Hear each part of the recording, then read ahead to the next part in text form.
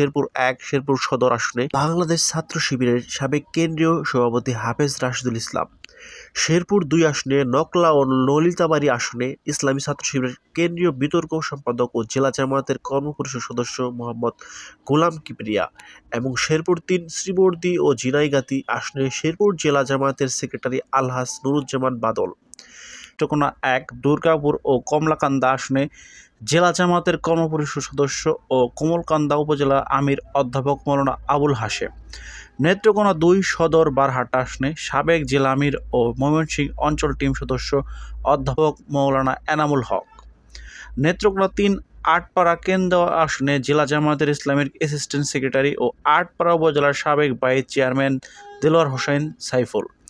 নেত্রকোনা ৪ আসনে মদন ও মোহনগঞ্জ খলিয়াজুরি আসনে ময়মনসিংহ মহানগর জামায়াতের সাংগঠনিক সম্পাদক ও ইসলামী ছাত্র শিবিরের আনন্দমোহন বিশ্ববিদ্যালয় কলেজ শাখার সাবেক সভাপতি অধ্যাপক আল হেলাল তালুকদার।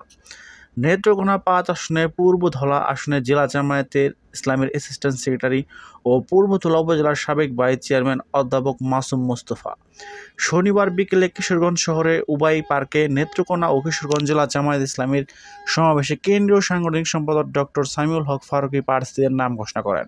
সম্ভাব্য সংসদ সদস্যরা হলেন ময়মনসিংহ ১ হালুয়াঘাট ও ধোবাইউড়া আসনে জামায়াতের ময়মনসিংহ নগরের চরপাড়া সাংগঠনিক থানা শাখার রুকন ও জেলা ছাত্র শিবিরের সাবেক সভাপতি মাহফুজুর রহমান।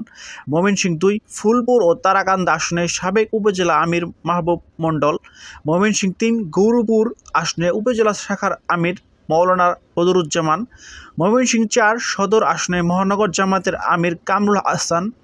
অন্যান্য আসনের প্রার্থীরা হলেন ময়মনসিংহ ৫ মুক্তাগাছা আসনে কেন্দ্রীয় প্রচার ও মিডিয়া বিভাগের সেক্রেটারি মতিউর রহমান আকন্দ।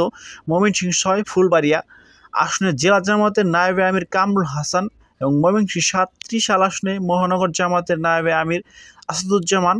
ময়মনসিংহ ৮ ঈশ্বরগঞ্জ আসনে উপজেলা জামায়াতের আমির মঞ্জুরুল হক। ময়মনসিংহ ১০ গাফরগাঁও আসনে ইসমাইল হোসেন ও ময়মনসিংহ ১১ ভালুকা আসনে উপজেলা শাখার আমির সাইফুল্লাহ পাঠান। ময়মনসিংহ ৯ আসনে নন্দাইল আসনে প্রার্থী এখনও চূড়ান্ত হয়নি।